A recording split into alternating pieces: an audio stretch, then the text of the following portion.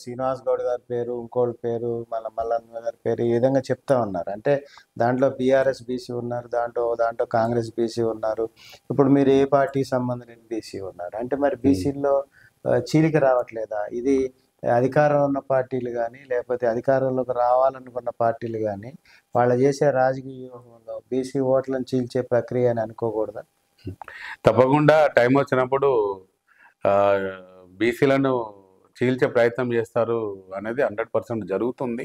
కానీ ఇప్పుడైతే ఇంకా 4 సంవత్సరాల సమయం ఉంది కాబట్టి 4 సంవత్సరాల్లో ఎవరికి వాళ్ళుగా తీన్మార్ మల్లన్న గారైనా, ఇటు మేమైనా, అటు జాజుల శ్రీనివాస్ గౌడ్ అయినా, ఆర్ కృష్ణ గారైనా ఎవరు చేసినా కూడా బీసీలు రాజ్యాధికారంలో రావాలి, ముఖ్యమంత్రులు కావాలి.